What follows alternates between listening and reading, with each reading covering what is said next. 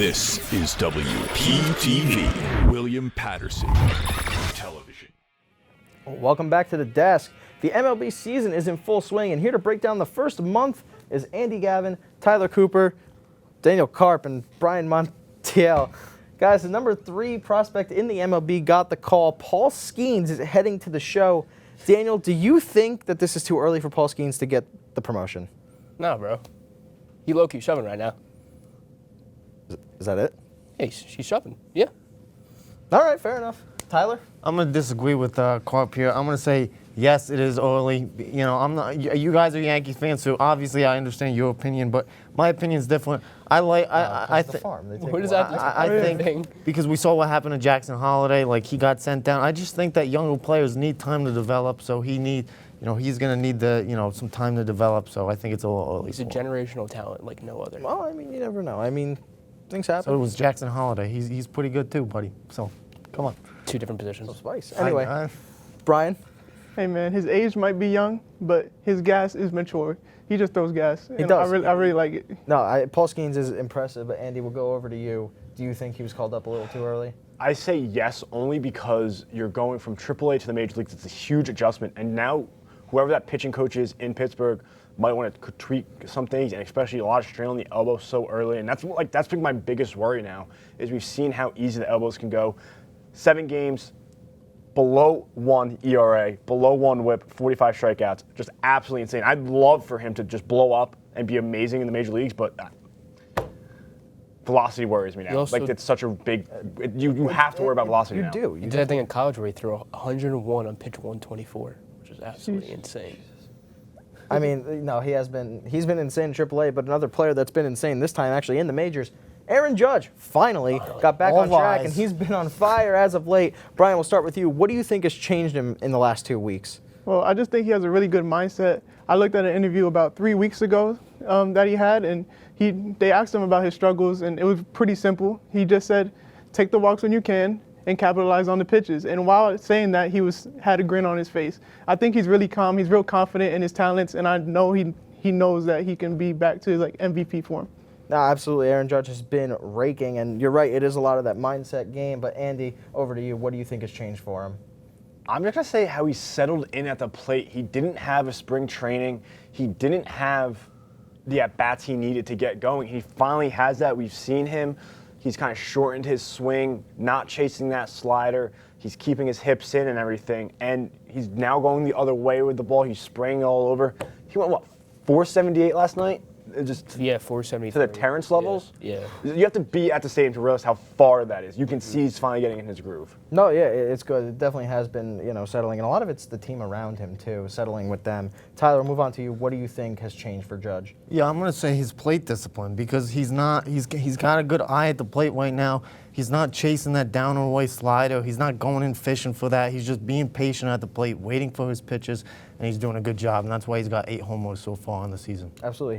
He's been raking, like I said. But Daniel, we'll close it out with you. What do you think has changed for him? I'm going to say mechanics, and I'm not going to try to sound like a geek right now, but like 2 weeks ago, we saw. Yeah, I know. 2 weeks ago when we saw him when he was swinging, his body was traveling away from the ball instead of into the ball like how we normally see in 2022, a guy who had 62 home runs, and also his hands are now lower compared to when they were higher. So now when your hands are lower, your bat is able to travel through the zone easier. So yeah, I think he just had to switch up a couple of mechanics, and I mean, hitting coach James Rosen might have had an influence on what he did in the beginning of the season. Now he figured out a way to change it back to what he once was. Yeah, I mean, changing up the mechanics this early at least is a good idea when you're struggling.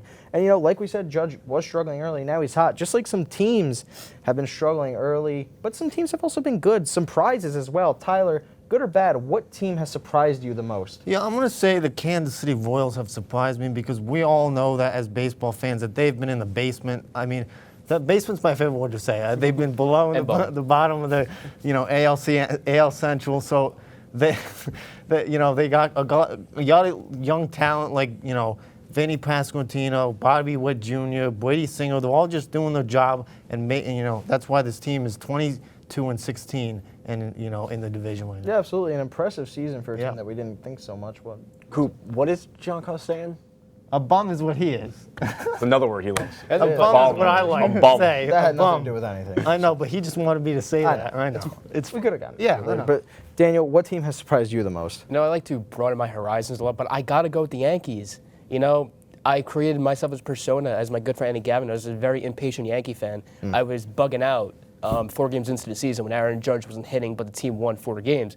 And I mean, you know, I said it a few weeks ago that the team was basically 2023 just with Juan Soto as Aaron Judge from last year. But now the lineup 1 to 6, I would say, is coming together. Oswaldo Cabrera was really good. He's starting to cool down a little bit, but like they're starting to play together as an offense that we remember seeing from like 2019 when collectively everybody played well together. And without Garrett Cole, the pitching rotation has actually been pretty damn good. Rodon, everybody's in that 3 ERA. Rodon's been really good. Clarke Schmidt, we talk about, really good season. So I'm excited to see where this takes us. Yeah, absolutely. I mean, I've been loving it as a Yankees fan. I'm sure Andy has, our good friend Baylee. But Brian, moving over to you, what team has surprised you the most? I got the Diamondbacks. You know, they made the World Series last year, and yes, it was a shock, but just like the Texas Rangers, I expected them to make that hop. They're a young team that, like, you know, Corbin Carroll, he won Rookie of the Year last year, so I just thought they were going to make a jump. They unfortunately didn't, and even Tyler was confused. He thought they were going to make the World Series, as he says, so I just thought they were going to make the jump, and they just haven't. They're negative right now, as you can see, so.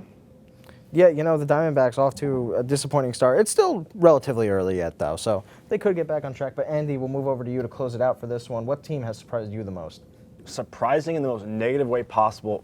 Yankees kryptonite, Houston Astros. Not anymore. Injuries to the rotation, underperformance from the bullpen, bad luck on offense. Alvarez isn't really hitting. Only one really hitting is Kyle Tucker and Jose Altuve. No one else is really hitting, and they're just struggling at the plate.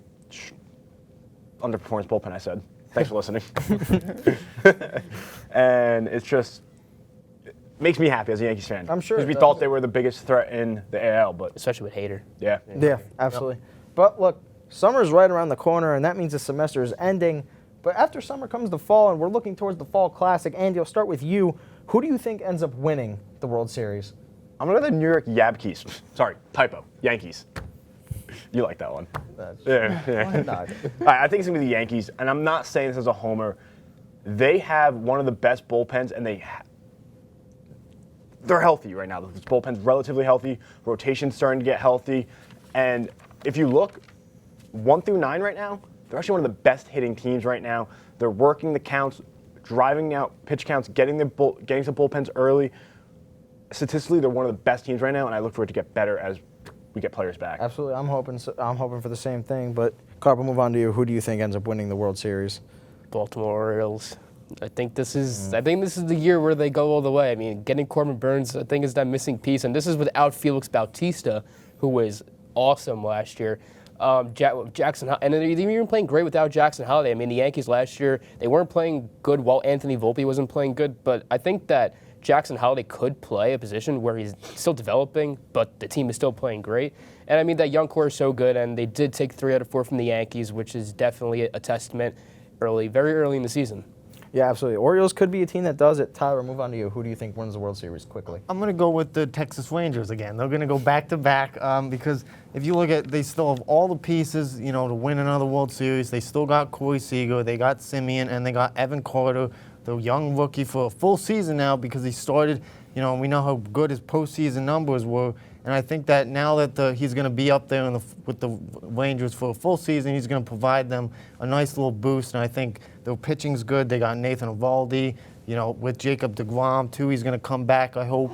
But yeah, I think he's going to be the Rangers are going to. So back-to-back for the Rangers, you think. Brian, close us out for this one quickly. I just got the LA Dodgers, you know, they just got the star power. Otani's hitting his home runs, 30 home runs. Mookie Betts, they're both 1-2 in hits. And the team is like top 10 in a lot of stats team-wise. So I just think they're going to get it done. Absolutely. They definitely could. They've had success as of late. But that's going to do it. Mickey Mouse. That's going to do it for the MLB here on Sports Desk. But coming up next, we've got the NBA playoffs and Andrew Balistrieri on Sports Desk. Go Wolves.